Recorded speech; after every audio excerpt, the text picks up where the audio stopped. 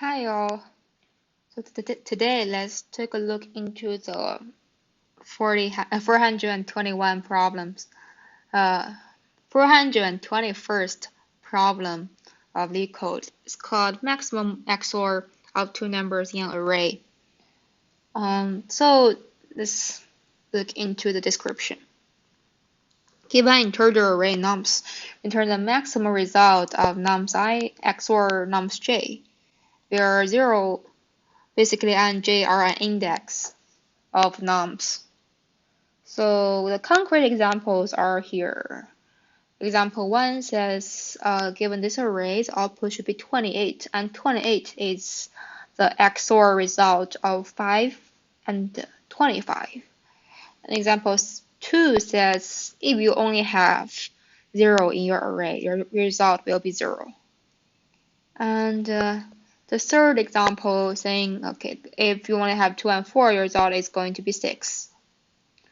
And look at these constraints. If you see these constraints, nums length could be 10 exponential 5. That's a lot of number. And also another constraint, it is saying that nums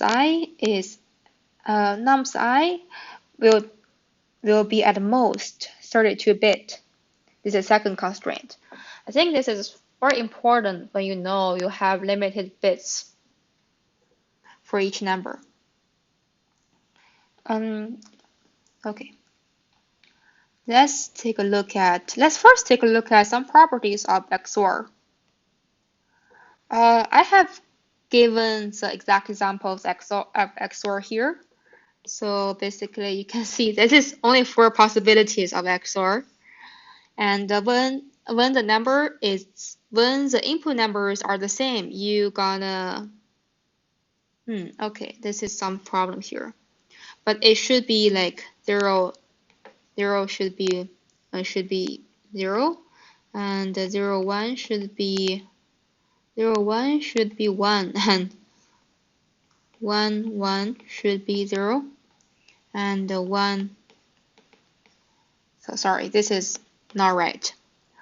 But there's only 4 possibilities, and when the number is the same, you're gonna return 0. When number is different, you're gonna return 1. Okay, so this is what XOR is. Given these 4 equations, you will have some very nice properties of XOR. So basically, what I'm saying is that given the first equation, you automatically have 2 and 3. So you might not be convinced that this is true, but you can take a look at the only 4 examples of XOR in 1-bit numbers. So if we know 0 XOR 0 is 0,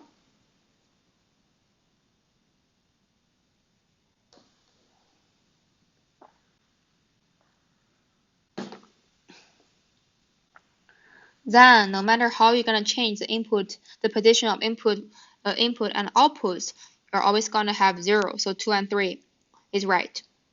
And let's look at the second example. I mean, the same thing is true for this 1 XOR 1 equals to 0 equation. And let's look at this example of 0 XOR 1 equals to 1.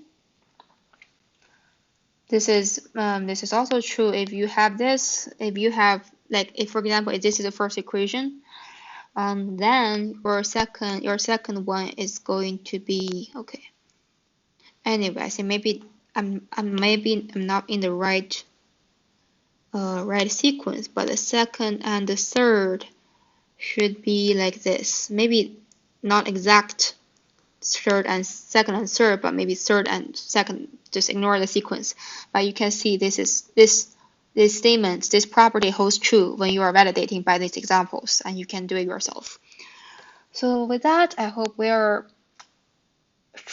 clear about what does XOR mean. So for me, this problem, actually, the first intuition is to do a brute force. Okay, when I'm encountering this problem, I'm going to say for each number, I'm going to loop through all the other numbers, and then I'll do XOR calculation for every possible pair of the data, and then that is going to take O(n) squared times complexity. And for space complexity, you are not using, since we are not using any additional data structures, that will be O(1). So this is our status quo, and then we're gonna think about how we're gonna improve. We're gonna build a tree. So the reason why you want to think about a tree, I think one hint that this problem gives is that it's saying, okay, you have 32 bits at most for all of your number. This is one, and I think the second one should be XOR. Okay, so XOR is basically something, those kind of bit manipulation problem. This kind of bit manipulation problem, you always probably want to think about tree, because you only have 0 and 1. It is suitable for the kind of tree definition where you can have recursive definition. So let's take a look at how we build a tree, right? Let's take a look.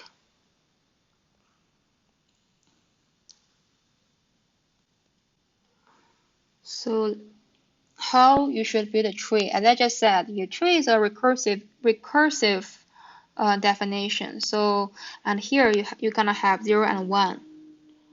So eventually you're gonna build a tree that has probably 0 and 1, and then it's gonna go recursive and recursive. So, and the other hint I just dropped is that you're gonna have 32 bits at most. So that means if you build such a tree that, let's say it has a pseudo root,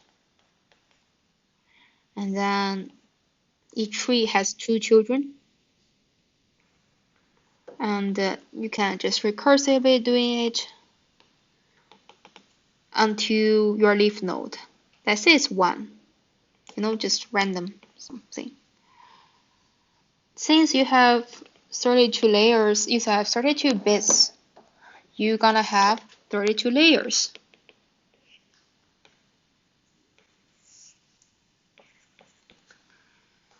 And for each leaf node is going to be a number in your array. So nums I,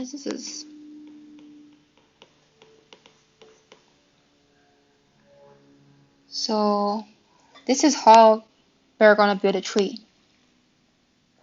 It is able to represent every number in the array. And also this is, I'm going to this sequence that this is the first layer here. It is the most significant bit, and the leaf node layer is the least significant bit. And every leading zero is counted here. So let's see how does the DFS work. What DFS mean is that for each number in the array, I am going to go through this layer by layer. So for example, if the most significant bit of nums I is 1, then in the first layer I'm going to seek num 0, okay? And then if the next bit for nums I is 0, then I'm going to seek 1 in the children of this node. Okay, I still find it here. So I'm going to do this until I hit the leaf node. So if I hit the leaf node, then I know, okay, I have found the max XOR result, at least for nums I. So next thing I'm doing is that I'm doing this for every number, which is going to take me O(n) time. So this is how DFS work. Okay, I'm just going to briefly talk through the code. Okay, so this is how I build the tree from line 7 to line 13, and how I query the tree is from 15 to 26. So I hope it's already clear, and we can go next into the BFS solution. Okay, so actually before the BFS, I'm going to ask a question like I have asked myself for a while of why do you have to build a tree from the most significant bit to the least significant bit? Why can't you do vice versa? So the thing I didn't mention in this tree is that sometimes you can find a zero. Let's say for this num psi that has the most significant bit is 1. Sometimes you can find a 0. Sometimes you don't have. Sometimes this left subtree does not exist. That is why you have to go to the right subtree. So and notice that if you choose this tree, then all the following options, all the following bits have to be this node's child. So basically that means that the first set of selections and options are the most significant ones. So if you instead go from the least significant one to the most significant one, then your choice is not optimal. It's not greedy. So in the end, my explanation to this question is that this is basically the greedy nature, right? You want to solve the problem in a way that you handle the most profitable bits first. You handle the most significant bit so that you get the bigger part of this XOR problem solved, and then you move on to the smaller parts. This is very typical greedy problems. And next, we can take a look at the BFS problem, right? Let's go back to the tree. So previously we see, okay, for each number we are going to go through to the leaf node. And the other way to solve this problem is to go layer by layer. Like for example, I'm going to look at only the first layer.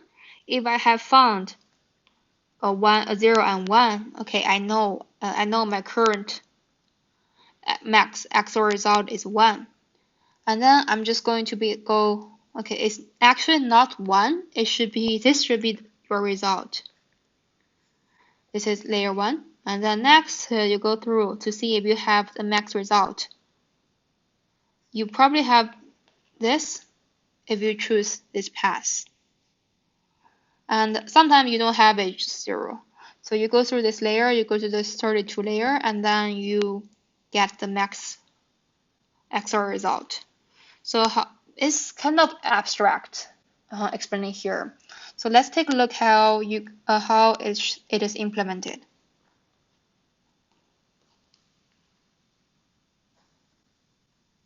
So this is the find maximum XOR result.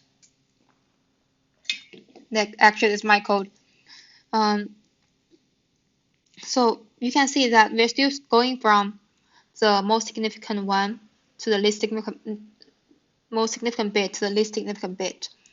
And then every time you have a mask, what does this mask do? So to be concretely, this mask.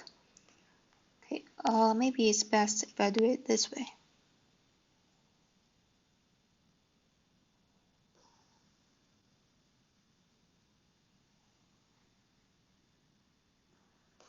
Okay, this seems to be a bit clearer. So this mask actually means like if it is layer 1, the most significant layer, this mask will be 1 and all other bits are 0. This is layer 1. And for layer 2, so what it means is that you're only looking at layer 1. When you are at layer 1, you're only looking at layer 1 to layer 2 when you're at layer 2. Okay, so that you can store all those mask numbers in a set S. Okay, when you have done this, you're gonna use the property of we just discussed. I'm not going to rewrite this property because we have seen here. So given A, B, given like this equation 1, we have equation 2 and 3. So here. So how can I use it? So for every layer, you're gonna propose a candidate that is possible. They're gonna propose a candidate called temp. So if you have this temp, it is possible. The next possible thing is that given its current max, if your next layer does well, then it's going to increase. It's going to give an increment to the max or result. So if this temp is valid, then you will have num_psi. Actually not num_psi. Maybe just ignore my notation right now, but maybe some number in S and some number in J. That if they XOR, they will have result temp.